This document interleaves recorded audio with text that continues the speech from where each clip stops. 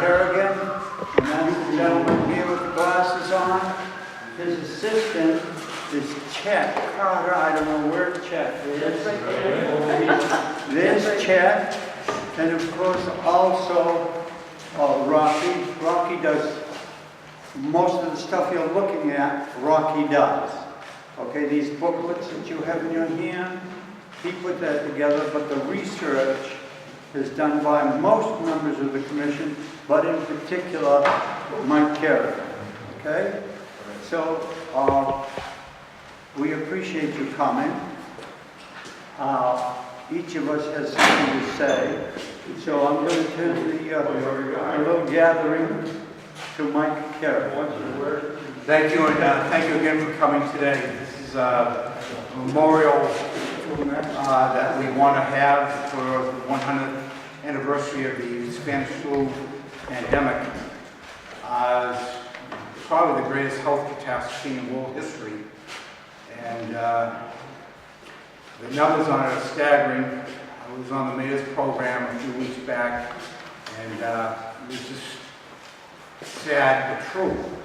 And this actually started, they were claiming in February of 1918 out in, believe it or not, in the state of Kansas, Pasco County, and they had Fort Riley. And the first strain of the virus that hit those doughboys, they weren't GIs back then, they were doughboys. And they got hit with the flu, and virtually all of them recovered, I believe all of them did. But then somehow that strain flu virus became dormant for about a half a year. The United States was now fully involved in World War I, and we're talking about millions of doughboys and civilians being transported around in service of the government, and then eventually, of course, over to France. So this is a perfect carrier for a pandemic, a disease that could kill you. And so anyway, the first victim that fell here in Leominster was on September 20th, a housewife named Ruth Wakefield. And she lived, I believe, on Tisdale Street.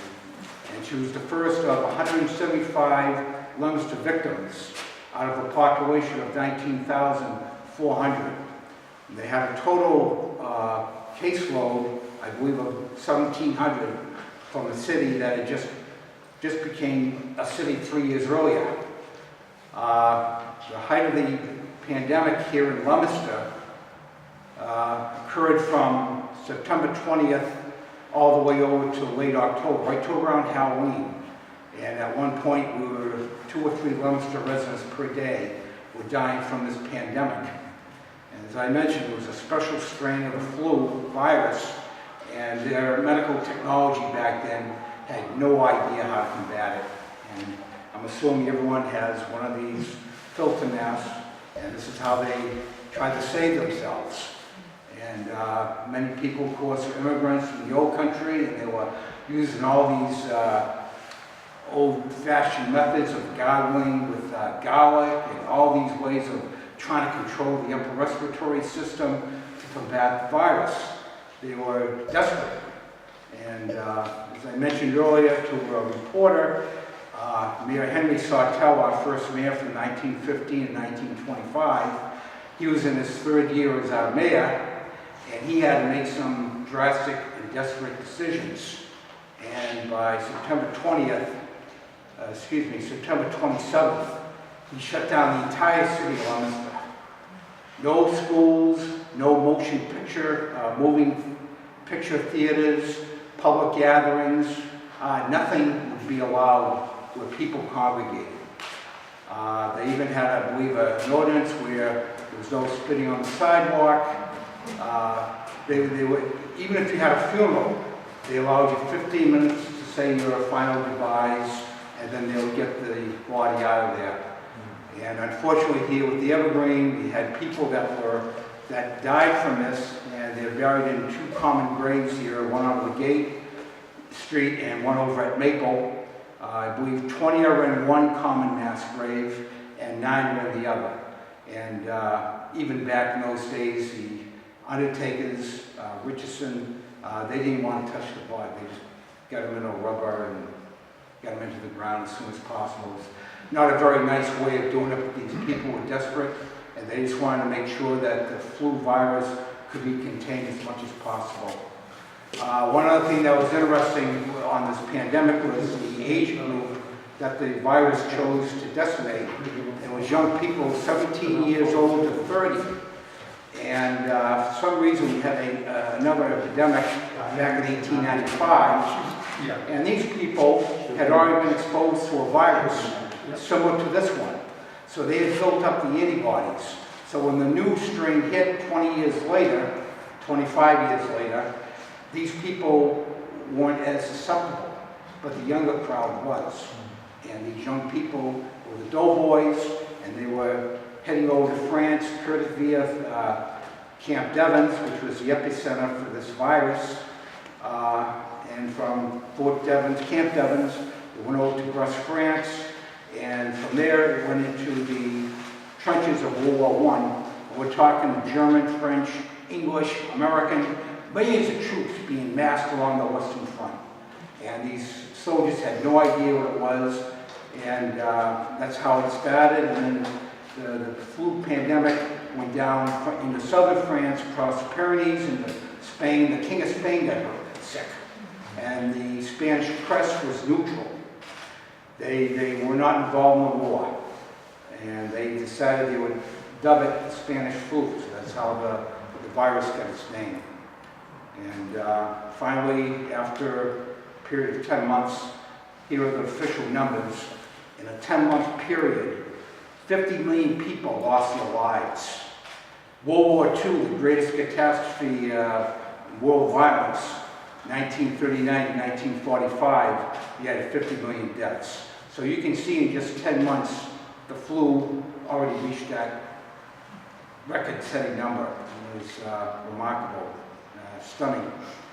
And the flu finally exhausted itself. It ran out of victims. Most people were now realizing they couldn't congregate together. They were wearing masks. They were trying all these experimental vaccines, and the young people that had been exposed to it were already dead, so the flu finally just exhausted itself. And this is why we're having this memorial service today in remembrance of all these people that went through this agony. Thank you. I will. There is likewise someone else in the group that has done a lot of research on the influenza epidemic, or the pandemic epidemic of 1899, and that is our librarian, Diana Sanabria.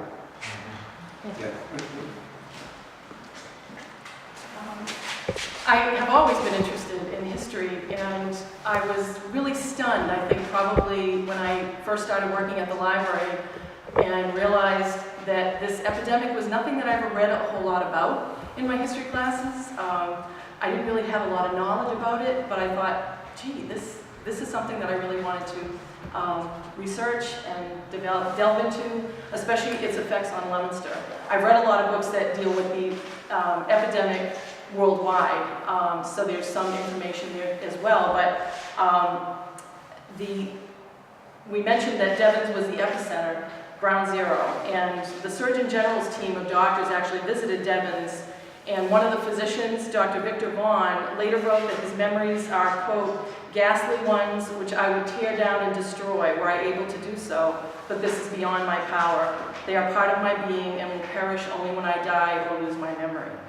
Leominster pharmacist Charles Green, who owned Green's Drugstore at 2 Monument Square, later moved to 40 Main Street. He was a member of the U.S. Medical Corps during World War I, and he served at Devens during the epidemic. And his daughter, Nancy Green McCusick, recalls him saying that really the only palliative he had to give the soldiers was whiskey. The speed with which this flu killed was appalling, and the loss of life was unimaginable. It was said that every family lost someone. And by the time it had run its course in the United States, as Mike said, the epidemic took more than 600,000 lives.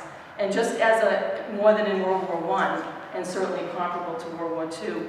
And it would be as if today, with our present population, almost 1.5 million people were to die suddenly, as you said, within a 10-month span, from something that there was no explanation and there was no cure.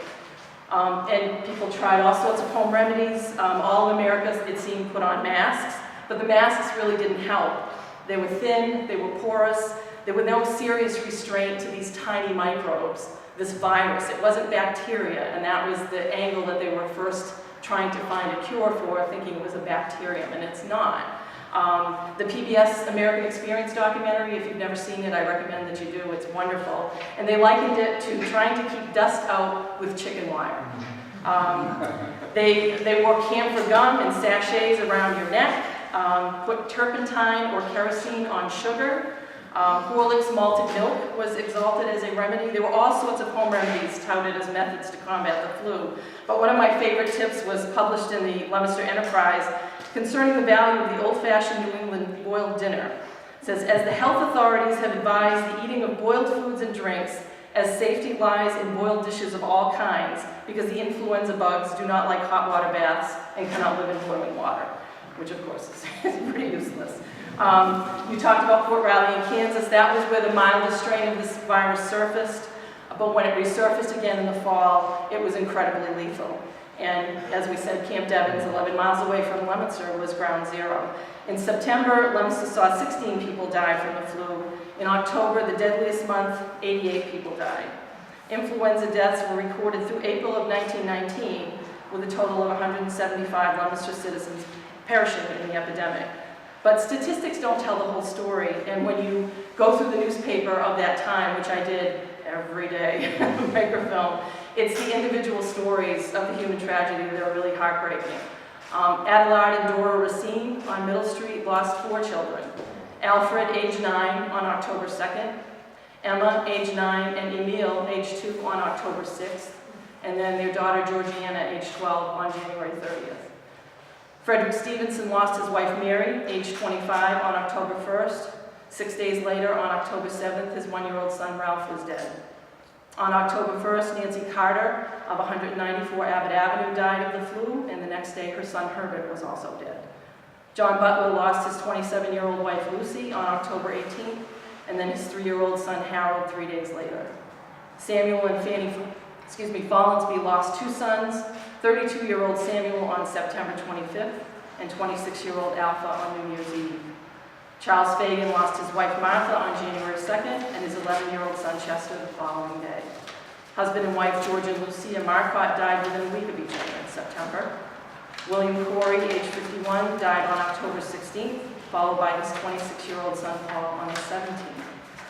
And as difficult as the individual cases are to read about, one that I found particularly tragic was this article in the Enterprise in the local news section for October 30th.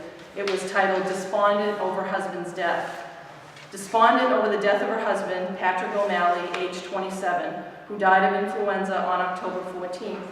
His widow, Julia O'Donnell O'Malley, age 30, committed suicide this noon by hanging at her home in the Daniel Crowley block, Harrison and Morton Streets.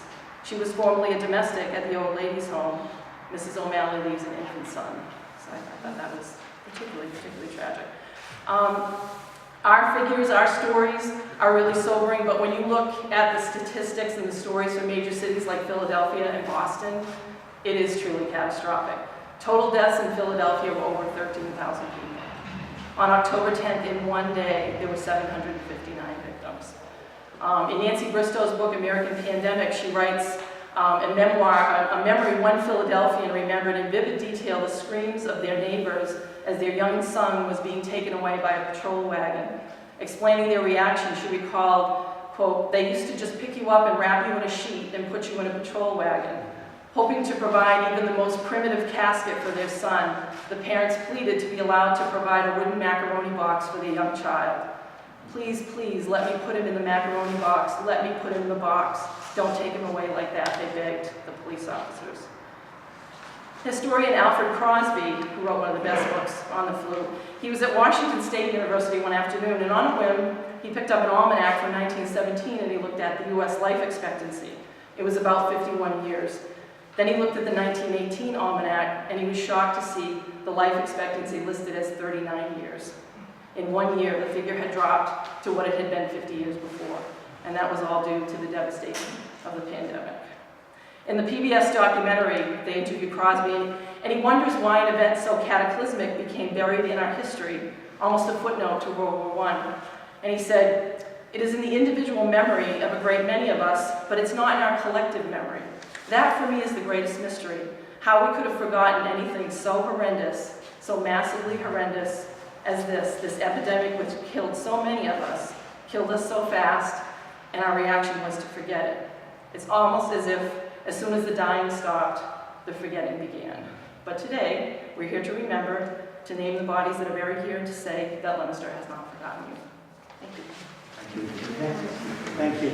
And I am doing a program at the Historical Society on November 7th, which will be a larger part of this presentation, so if anyone's interested, feel free to join us. Have your flu shots before you visit Diane at the library. She'll fill you in on all the details. Can I just add a little bit to that? I'd like you to think back, just right as you're standing here, of what this place looked like in 1918.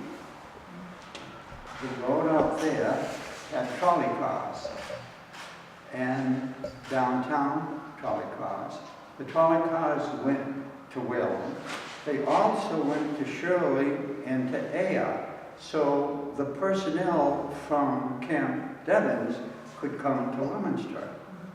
Just to let you know, the mode of transportation, people, at that time, 1918, was limited.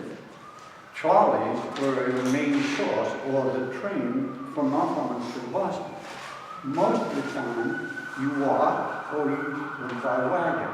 There were a few motorized vehicles, but not anything to be proud about. We just were very primitive. But Mike said the population was 19,000. Can you imagine the morticians, they were called undertakers at that time, had to pick up these people by police or whoever can pick them up and bring them to burial sites. Why? A body decomposes very quickly, and it's highly contagious. The disease is highly contagious, so they had to be immediately buried. That's why eventually Rocky and Mike are going to take you up to the burial site and see that burial site. It's impressive. We talk about it here, but you have to see it yourself. We found it because of Sam Fantasi back there. Sam said, "I will show you where 2 burial sites for the common people." No, residents of Leominster. They were not people that could not afford. The health department wanted you to get rid of that body as fast as you can, because the spread of disease, they had limited knowledge of viruses. They didn't have a microscope, electron microscope. Viruses were unknown. So they wanted to get rid of that body as quickly as possible. Diane mentioned that, get rid of that body and bury it. So that's why that site that we're going to go to will show you that they had, according to Mike, about 20-odd bodies in there in a very short time. One other little vignette. I mentioned the trolley. 1909, my mother came here. She was 9 years old. She told me about this incident that occurred before she was married in 1918. My dad came here in 1913. It was Cleo came with me, and he told me about it. His older brother, Tony, was drafted into the army. He went to Camp Devens. My brother and my dad and Cleo and other guys from the terrace would get in a trolley car, go to Shirley, go to Air, and sneak into Camp Devens. And his brother came up to him and grabbed him by the ear, the way he told me. He said, "Get the hell out of here. People are dying of pneumonia unbelievably." My uncle thought the disease was pneumonia because it affected the lungs. So my dad came home. He never went back again. But his younger brother, his wife, got the disease, and she's buried in St. Leo's Cemetery. So those are 2 or 3 vignettes that I remember that my dad told me, and I'm sure Sam has similar stories, and John Proietti has similar stories, and maybe Chet Carter does. I don't know what Chet is, okay? Thank you very much, Mike. I think Rocky wants to speak to the group. So he brought me up there and I showed him. So I came back to the commission and told him about it. And Chet and Don and the other commission members said that we should have a plaque That's him there. right there. Said You're John. I was going to introduce them to Chet, and they know each other, so go with you. Any Carter around here, they know each other. So Chet came up with the idea, let's see if we can get some stones to put in, markers on. And I don't know how he did, but he convinced one of the places that's marked in the book to donate stones. All we paid for was the etchings, and that's what we placed in 2012 and going right through.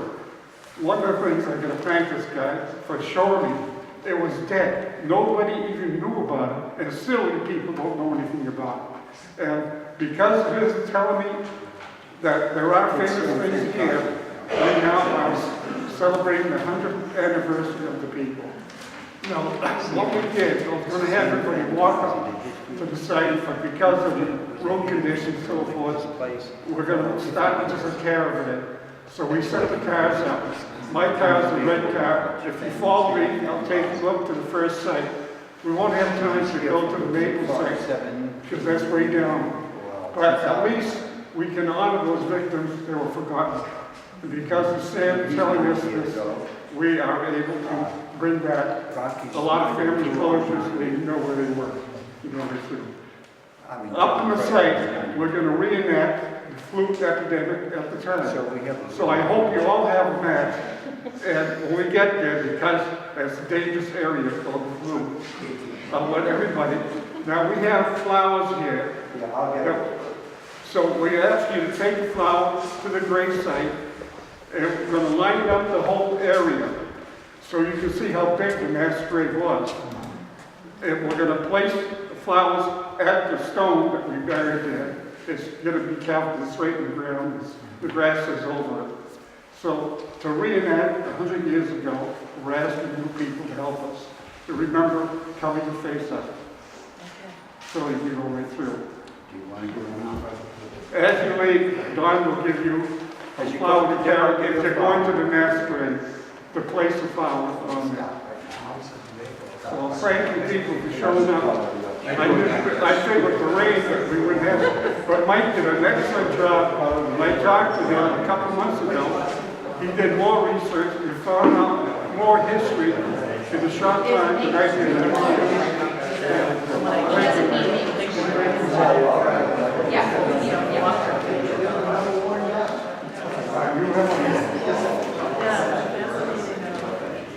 So mine is a red escort. Follow me into the site. This woman here.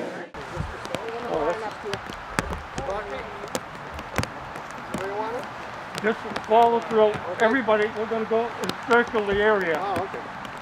Just keep going to the end over there. Oh, this whole thing, is it? This is it. This is the mass grave. And how many people are in this? Approximately 20 with other people also. But there's approximately 20 here and 9 at the other side. Just follow the outline, and as we fill each side, we'll go right through.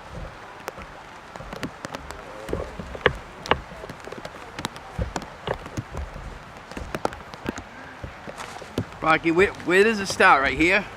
Yeah, they're gonna go right here, and it's gonna go around.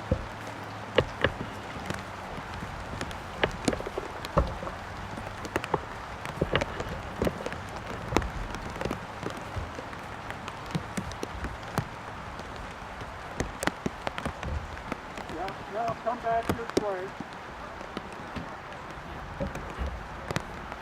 Follow the outline, you can see how big it was.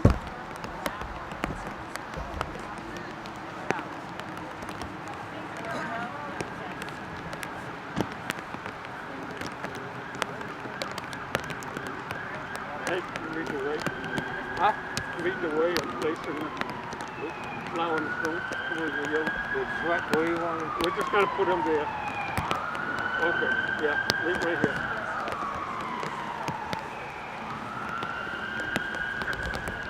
Okay. So you can see how large the area was. What they did, because they were panicking, they would have carts go around F1 and attack the body and bring them directly here.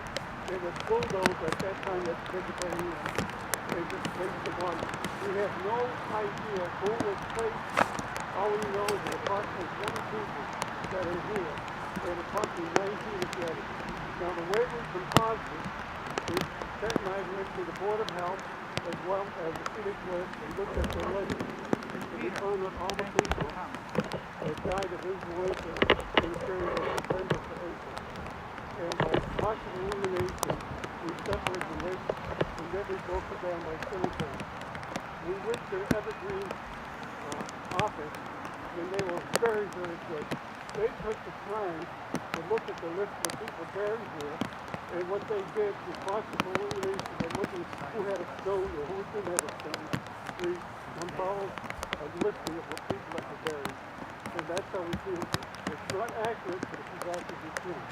Now, when I talk to different people who have relatives that passed away, like they think they're buried here, so what we're doing is give a general type of a memorial service to it. Now, as we're going through, Michael laid the flowers out and then the stone, so we don't know exactly where the water comes. And we know this is the area. You can see how large it is and how it's coming. It's not only, there's a common grade for everybody. So some of them were not influential or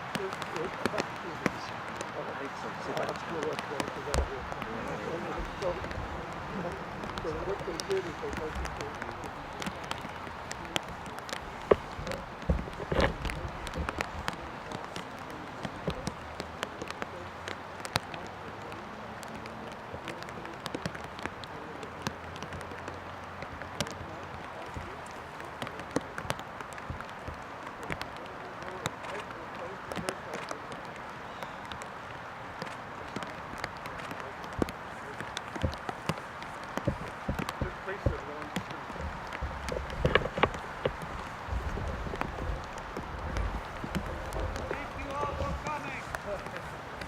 Likewise, thank you.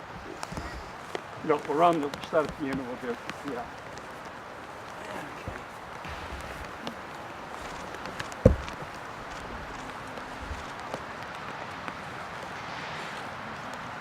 I'm going to give you one more Rocky's done. Show you how serious this pandemic was during the height of World War I. We have the World War Memorial Monument at the Common, and you have 30 names up there of Leominster kids that get killed during World War I. And 8 of those were not even in trench warfare or anything like that. They actually just died of the flu pandemic, 8 out of 30. And 5 of those victims were actually over at Camp Devens in basic training. They never got out of the Leominster area, and they brought the bodies right back over to the Evergreen. So maybe one of them is in here, I don't know. No, Mike, the soldiers had their graves. They're up in the front. They're all registered? Yeah.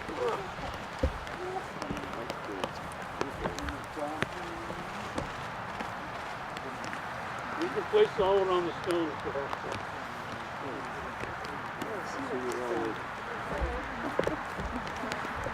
That's nice. Is that new, Bobby? 2012. They put that in. That's very Yeah. nice. The other one on Maple is somewhere.